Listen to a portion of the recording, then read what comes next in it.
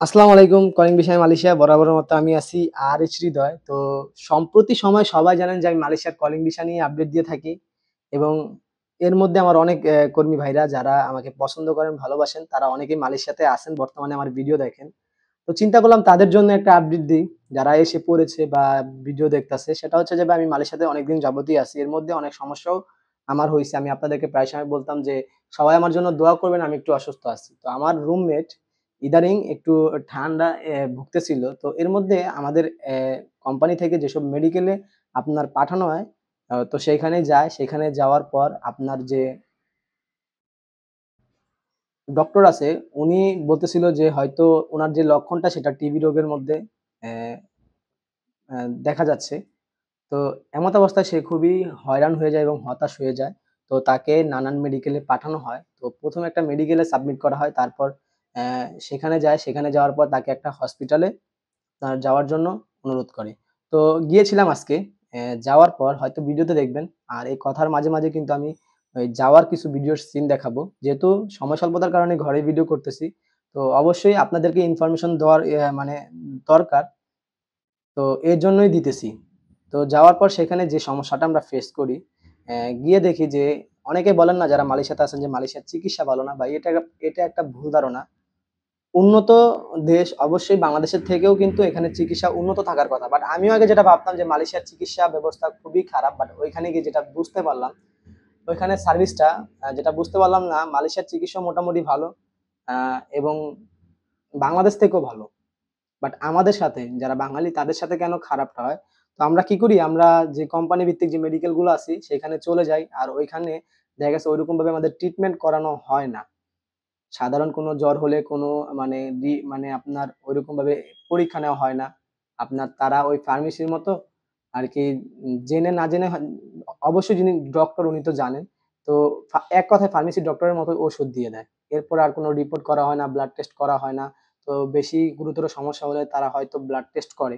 But হসপিটালে গেলে আপনার যেই ফায়দা বা সুবিধাটা সেখানে গিয়ে যেটা বুঝতে পারলাম, ক্লিনিকে গেলে আমাদের ভিড়টা বেশি আসে। ডাক্তারের সাথে কথা বলার সাথে, সাথে ৳১০০ র মতো ৳১০০ মতো ভিজিট এসে পড়ে আমাদের এখানে। আর নরমাল কোনো ক্লিনিকে পাঠালে সেখানে ৳৫০ মতো আসে। হসপিটালে গিয়ে যেটা দেখতে পারলাম, এত বড় সমস্যা যেহেতু তাকে নিয়েই কথা বলছিলাম। দেখেন টিবি আক্রান্ত এরকম মানে উনি বলছিল ক্লিনিক থেকে আর ওইখানে যাওয়ার পরেই উনি লক্ষণগুলা বলার সাথে, সাথে বলছিল, "আপনাদের রুমের কারো ঐরকম আক্রান্ত কোনো রোগী আছে কিনা টিবি রোগে?" তারপরে আমরা বললাম যে, "না, আমাদের রুমে ঐরকম কেউ নাই।"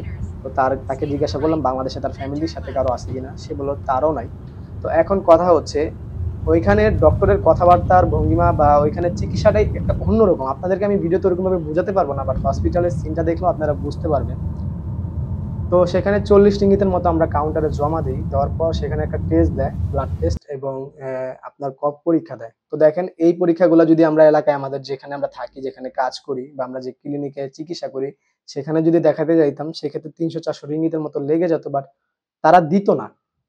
কিন্তু তাদের কাছে যাওয়ার সাথে, সাথে আমরা যখন রিসিপ্টটা শো করি আপনাদেরকে কোথা থেকে পাঠানো হয়েছে, আমাদের এলাকাটার নাম বলি। তো তারা ওই রিসিপ্টের উপর কোনো ভিত্তি না করে যেটা চিকিৎসা যেহেতু উনি লক্ষণের কথা বলছে এখান থেকে আমাদেরকে যখন পাঠাইছিল রোগের, তো ওই চিকিৎসার উপর ভিত্তি করে উনি কিন্তু ট্রিটমেন্টটা দিয়ে আগে সিওর হইল। তো এই ভিডিওটা বা এতগুলো ভকভক করার একটাই কারণ, যারা মালয়েশিয়াতে আছেন অবশ্যই আমি আপনাদেরকে বলব, টাকা যদি আপনার পার্সোনালও লাগে, মালিক কর্তৃপক্ষের দিকে তাকাবেন না।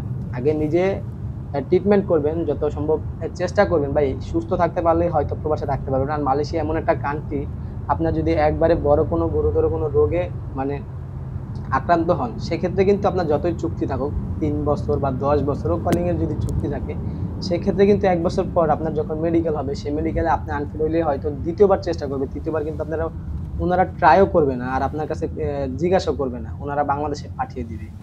তো প্রবাস জীবনে যারা আছেন তাদেরকে বলব একটু আপনারা আপনার জায়গাটা থেকে সেফ থাকবেন। আর এই ভিডিওতে হয়তো ভিউ কম হবে। বাট আমার ঐরকম কোনো কষ্টও লাগবে না ভিউ কম হলে। বাট আমার যারা মালয়েশিয়াতে আছে, যারা আমার ভিডিও দেখে তাদের যদি একটু উপকার হয়, এখানে যদি ৪০০ ভিউ হয়, ৪০০ মানুষ যদিও দেখে, তাহলে আমার কথাগুলো বুঝতে পারবে। ভাই নিজে সেফলি থাকুন, তারপর আপনি আপনার পরিবারের সুখে রাখতে পারবেন। নিজে যদি এখানে ভালো না থাকেন তাহলে মানে আপনার যে ইচ্ছা নিয়ে আপনার দেশ থেকে আসছেন, অনেকদিন থাকবেন, কিছু টাকা ইনকাম করে দেশে আপনার ফ্যামিলির স্বপ্ন পূরণ করবেন। সবকিছু কিন্তু একটা রোগের কারণেই হয়তো আপনার সব স্বপ্ন অসম্পূর্ণ হয়ে হয়ে থাকবে। তো যেটা খেয়াল করি বাংলাদেশিরা যারা আছে এখানে, তারাই হয়তো একেকটা সমস্যা হলে তারা ওরকমভাবে ট্রিটমেন্ট করে না। তো এই ভিডিওর মাধ্যমে আমি আপনাদের কাছে রিকোয়েস্ট করব, নিজেকে সেফ রাখুন। কিছু টাকা খরচ করে হলেও একটা ভালো হাসপাতালে চিকিৎসা করেন। তো বরাবরের মতো আমি এখানে ভিডিও শেষ করব।